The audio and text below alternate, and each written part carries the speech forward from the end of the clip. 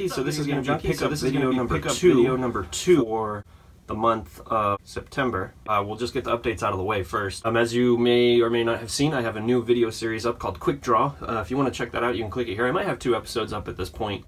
In the previous video, I had also stated that there was a new video I was working on that was not game related.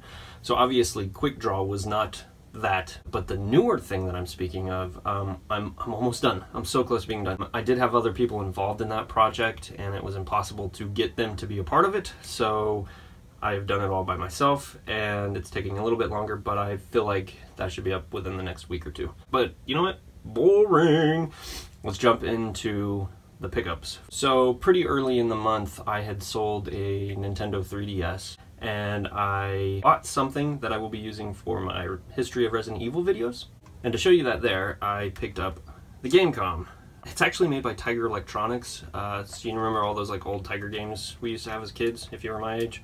And it was like Sonic the Hedgehog or Castlevania, Wheel of Fortune and Jeopardy, things like that. They made their own device. And maybe I'll do a review of it one day, because there's a lot of things about it that kind of make it a technical marvel. It holds 2 cartridges. It was one of the first touchscreen handheld devices. Graphics and stuff, I mean, it's okay. It's not great. It's black and white, pixely. It's kind of a cool little device to have. The reason I did pick it up that relates to the Resident Evil history, though, is they actually made their own version of Resident Evil 2. It's kind of cool, honestly. It's not great, no. But they also had like Duke Nukem and Sonic, and so I picked up those together. I actually got a pretty good deal. I think I got it like for 35 bucks. Normally they're like 50 bucks. Yeah, Resident, yeah. So in the process of selling one of my older 3DSs and buying the Gamecom, I had a little bit of money left over, and my main 3DS is a new 3DS XL, and I kind of hate toting that around because it's big and I want it to stay pretty, and I've always wanted a 2DS for that exact reason, so that I can take it around. It's super durable. So I went on to, I don't even know how you say it, is it Marikay? I'll link it here, but it's a cool little website that's like eBay, but there's no fees. And there was a kid on there, Connor Terry, I think his name was. I got basically in box 2DS. As you can see, it's in great condition. It was like maybe 80 total. It also came with a Mega Ruby. His Pokedex was completed. That was kind of cool. I take this thing everywhere already. Freaking love the 2DS. I mean, a lot of people think it's kind of silly because it like defeats the purpose of a 3DS because it's not in 3D. But durability wise, this thing is a freaking beast. It reminds me so much of the Game Boys, the original Game Boy. Whoa! So one of the terrible things that happened with buying the 2DS, I started playing a lot of portable gaming again. I realized that I really have every iteration of the Game Boy except for the Game Boy Micro and a standard Game Boy Advance. For $35, a Game Boy Advance, but it's in great condition, no scratches, very beautiful. Got that for $35. The added bonus for it, though, was it came with 3 Game Boy Advance games. They're not great. Disney's Atlantis, Shrek 2, Beg for Mercy. Okay, Cat in the Hat. That wasn't really the main point, but that's kind of a nice throw-in. The main point was he had Conker's Pocket Tales. A lot of people don't know that before Conker's Bad Fur Day, he existed. Rather it be in Diddy Kong's Racing or this game here. And it was just a very mediocre platformer, kid-friendly game. Very kid-friendly. Sometimes that sells for like 20 bucks, and I got the Game Boy Advance for 35 with this in these games. So that was a complete steal for me. I was on GameStop, and I was getting really close to completing my Metro collection of games, and I wanted to get like some of the obscure games. They do sell retro games. You have to be careful though, because a lot of the times they can be fake, because they don't check that. I picked up Metroid 2, Return of Samus, which is a fabulous freaking game for the Game Boy. I think that was like 10 bucks on there. I hate the GameStop does this. It shows the freaking cases in the pictures, and I should have known it wouldn't. But I picked up Metroid Prime Hunters for the DS, which was a pretty good game for the DS. I liked it. Picked up Metroid Prime Pinball. It's not bad. Probably total I spent like 30 bucks. And now the only game I'm missing in my Metroid collection is just Super Metroid. Xbox Fitness shut down, and if you spent any money in the store, they actually refunded you.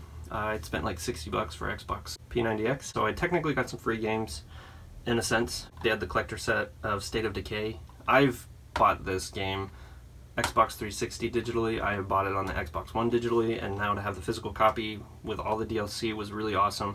I can't say enough about this game. Got Mighty Number 9. I'm glad I didn't spend money on it, but I feel like if I would have, I wouldn't have been as upset as everyone is. Like, I know it was meant to be the spiritual successor to Mega Man, but that's one person that was doing this. It wasn't the same team that created Mega Man. So you can't expect it to be exactly what Mega Man is. And Mega Man's just, what, nothing for the past few years, since 9 and 10? So at least we have something, and I kind of enjoyed it. I don't really like the PSP or Wii looking graphics, but it works, and it's fun, and it's challenging.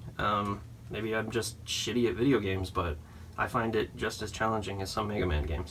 And then I also got Risen 3. Haven't really touched it yet, because I don't really want to immerse myself in a big RPG right now. There's other ones that I'd really like to play, like The Witcher or Fallout 4, that are just sitting on my shelf. Another pickup I got on America, or Mercay, or whatever the hell it is, I picked up Rayman Origins.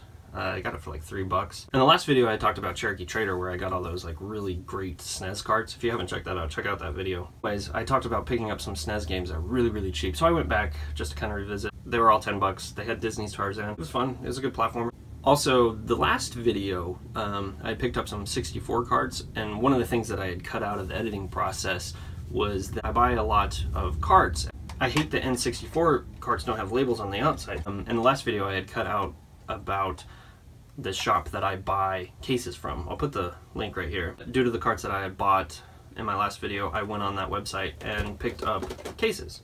And it's really cool because they're plastic case. It's basically the original cardboard shitty box art that was on them, but it's obviously plastic, and I love this so much better. And so they look really good on the shelf. I think on the website it's kind of like an average of like $8 a case, and for the quality, it's well worth it. I have a huge obsession with Jurassic Park. It might just be Michael Crichton that I'm really obsessed with. I've been trying to get every game that's ever been made related to Jurassic Park, and I did not have The Lost World for the PlayStation. It's a great game. It's a side-scrolling game where you play as different characters. Compy, like, I think Sarah Harding, T-Rex, Raptor, and you just kind of, it's just a side-scrolling game, but it's fun. I don't remember what I spent on it. I think $10. In the last video, I had talked about not playing the newest Star Fox game. My brother actually needed a ride to a GameStop, and he offered to buy me any game I wanted while we were there if we went. So I totally got behind that. Told him I wanted to pick up Star Fox. I did offer to pay for half of it because I kind of felt guilty making him pay $60 just for a ride to GameStop. Star Fox Zero. It also came with Star Fox Guard. Star Fox Guard is just like a tower defense game. It's okay. It's not whatever. If it was a downloadable title, and it probably is, it would be like $10 in my opinion. Star Fox Zero.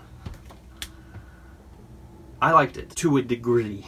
It's got this really dumb thing about using the gamepad, which I don't like how it's utilized. You can see your ship up here and do your normal Star Fox adventuring, but if you want precision shooting, you have to use the gamepad, and it's from a cockpit view. And it seems like that would make sense, but it really doesn't, because your accuracy up here on your TV screen is garbage. You cannot shoot shit. And so if you really want to get in precise, you've got to like take your eye off of that and get down here and start shooting the ships, and you use the gyroscopes to aim, which isn't terrible, it actually works. But by the time you do that, you can't see what's around you, so you're running into shit, you can't see what's going on at all. You look back up, and sometimes it does like this cinematic scope view for your ship, and you can never find your ship because it's so far out, and you're just like, oh god, where am I? And it's just a hassle to juggle those two.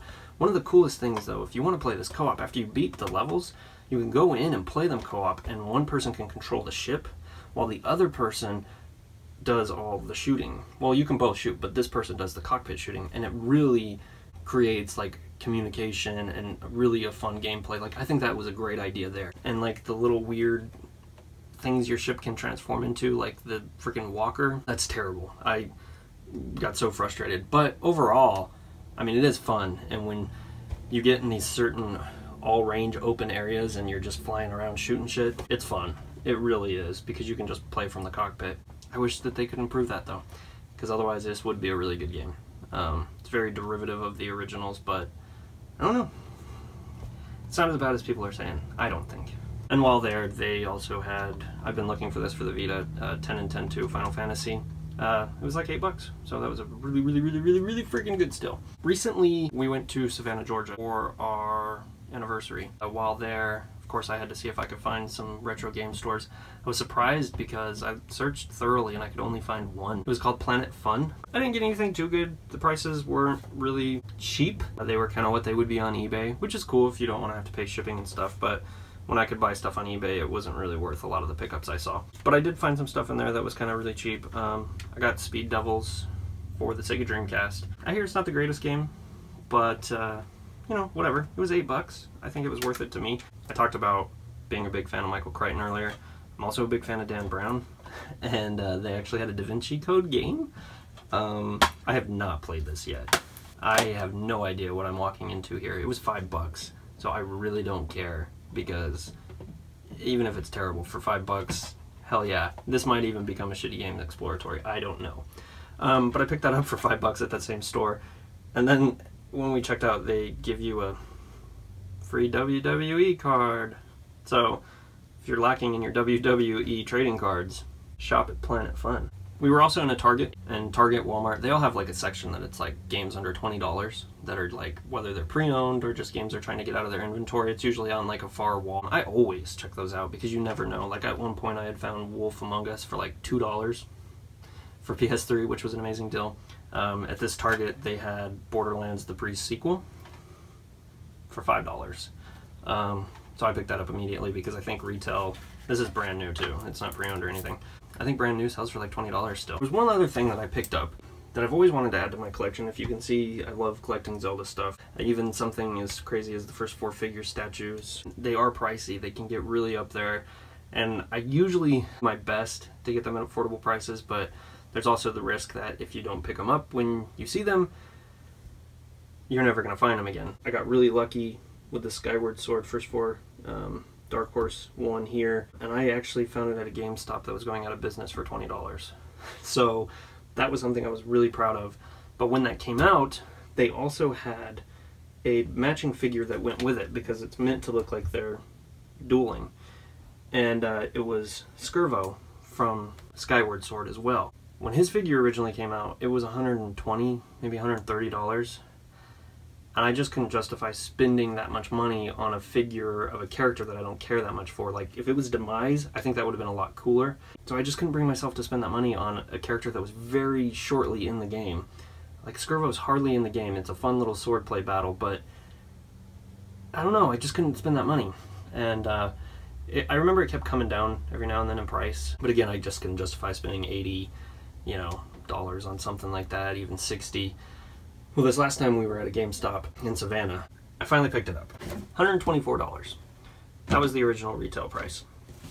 Now, the box is in great condition. It was covered in dust. And the price tag finally had me in a position that I was like, I have to buy this now. Because I looked online and every GameStop store was sold out of these. It was $20. It was $20 friggin' dollars. I hate that they put the sticker here. I'm hoping it'll come off fine. I haven't even tried yet.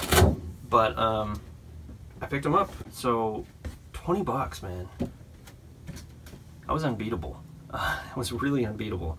I kind of feel guilty for paying so little for it, honestly. That was my pickups for the month of September. Hopefully you enjoyed that. Did you guys pick up anything cool this month? Let me know down below. Also, let me know, do you like how this format is shot? Would you like to see gameplay of the games that I'm talking about? Do I talk too much about them? Do you just want to know what I picked up? I want to keep it entertaining. And outside of that, thank you so much for subscribing. I've got a new quick draw that should be coming out really, really soon, and hopefully I will have that project I've been working on out before the end of the month. So, yeah. Look forward to that stuff, dudes.